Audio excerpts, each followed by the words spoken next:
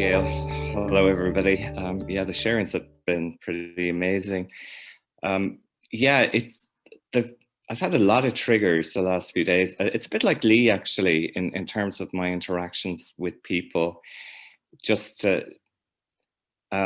just recognizing my own how lost in my own patterns I am, and how my patterns collude with their patterns, and how upsetting it is to my nervous system. Mm. It is, and there's a kind of an intensity about it Can I that just slow this down? There's so much here. My pattern colludes somehow, like intertwines with someone else's pattern, where we meet through our patterns and not through true intimacy, and then how it affects my nervous system. Yeah. it's absolutely exhausting.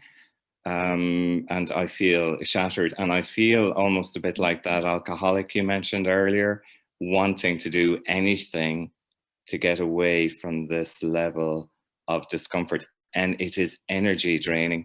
And the other thing I noticed, it's very hard to stay present and make decisions. Like, one of the things was about making a decision.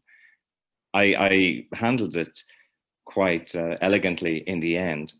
And at the base, it just seems to be this lack of self-love and self-care, and not being able to truly value myself, love myself, that there's an absolute block to falling into that.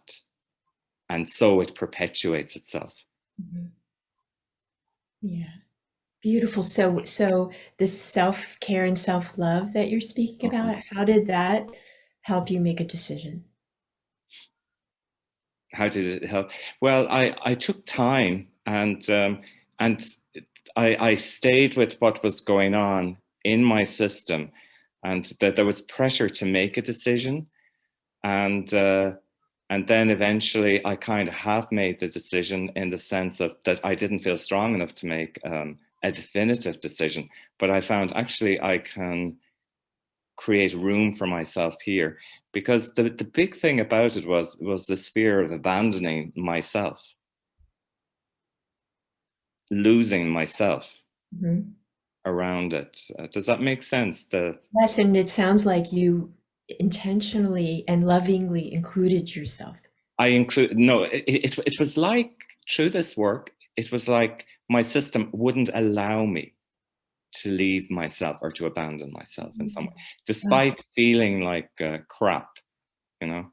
that brings tears to my eyes. It's like, was it Pam just now? I forget. Mm. Um, I can't not start fresh. I can't abandon myself anymore. This No, hidden no. truth starts like it's getting fertilized. There are seeds. It's getting fertilized. It's like I can't not be on this path. I'm getting goosebumps right now.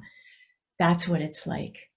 That's what Yeah, it's a tough. it's It's a not like always like that, but that's beautiful when that happens. Yeah. Yeah, it's like being on a knife edge, Knife and edge. it's like skating on thin ice. And, it's sometimes contrary to our personal preferences. Like Pam might say, I don't want to deal with all of this and go into something new. And you might be saying, I don't want to, you know, uh, you know, um, I'm on the knife edge around this decision I need to make. I don't want to make such a big deal out of it, or whatever that is for you. And truth is not, it's not personal. So it brings us what it brings us. And it's not always aligned with our personal preferences. And it's not always aligned with comfort. Yeah, thank you. Thank you. Fiery and alive. It's so alive. Can you feel that? Yeah. Thanks, Dennis. So beautiful what's coming up. And I wanted to say one more thing about this two patterns meeting. That for Lee, what you described in the end is you tried really hard to find the right words and be kind and express yourself. That is awareness meeting. You met this other woman's pattern. That's fine, but you brought a higher level of awareness to it. So your pattern wasn't in that moment when you were speaking to her like that. Your pattern wasn't meeting her pattern. Awareness and aliveness in you was welcoming her pattern or being with her as she was in her pattern. So that's the intimacy that's possible. You bring to an interaction awareness, aliveness, truth, the unwillingness to betray yourself. Fiery, beautiful, risky, you know? Yeah.